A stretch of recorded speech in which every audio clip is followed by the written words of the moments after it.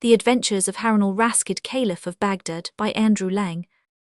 The Caliph Haroun-al-Raschid sat in his palace wondering if there was anything left in the world that could possibly give him a few hours' amusement, when Ja'afar the Grand Vizier, his old and tried friend, suddenly appeared before him. Bowing low, he waited, as was his duty, till his master spoke. But Haroun-al-Raschid merely turned his head and looked at him, and sank back into his former weary posture. Now Ja'afar had something of importance to say to the Caliph, and had no intention of being put off by mere silence, so with another low bow in front of the throne, he began to speak.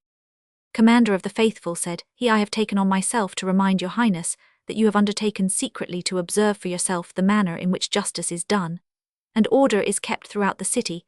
This is the day you have set apart to devote to this object, and perhaps in fulfilling this duty you may find some distraction from the melancholy, to which, as I see to my sorrow, you are a prey." "You are right," returned the Caliph, "I had forgotten all about it. Go and change your coat, and I will change mine." A few moments later, they both re-entered the hall disguised as foreign merchants, and passed through a secret door out into the open country. Here they turned towards the Euphrates, and crossing the river in a small boat walked through that part of the town, which lay along the further bank, without seeing anything to call for their interference. Much pleased with the peace and good order of the city, the Caliph and his vizier made their way to a bridge which led straight back to the palace, and had already crossed it when they were stopped by an old and blind man who begged for alms. The Caliph gave him a piece of money, and was passing on, but the blind man seized his hand and held him fast. "Charitable person," he said, "whoever you may be, grant me yet another prayer. Strike me, I beg of you, one blow. I have deserved it richly, and even a more severe penalty." The Caliph, much surprised at this request, replied gently, "My good man, that which you ask is impossible. Of what use would my alms be if I treated you so ill?"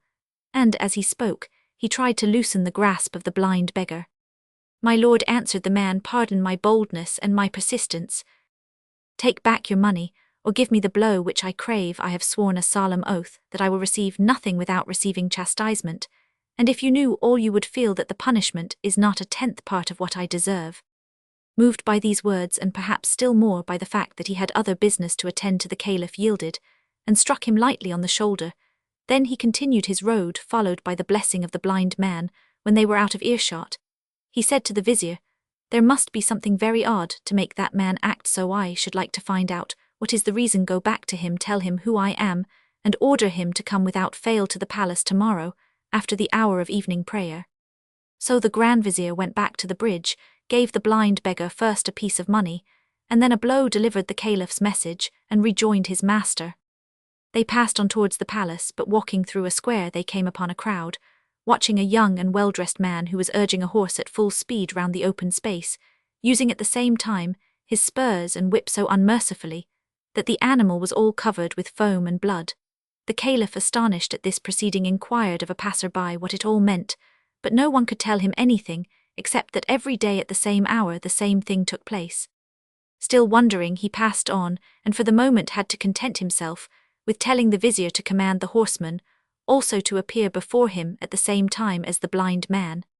The next day after evening prayer, the Caliph entered the hall and was followed by the vizier, bringing with him the 2 men of whom we have spoken, and a third with whom we have nothing to do. They all bowed themselves low before the throne, and then the Caliph bade them rise and ask the blind man his name.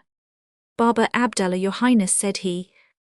"Baba Abdallah," returned the Caliph, "your way of asking alms yesterday seemed to me so strange that I almost commanded you then and there to cease from causing such a public scandal.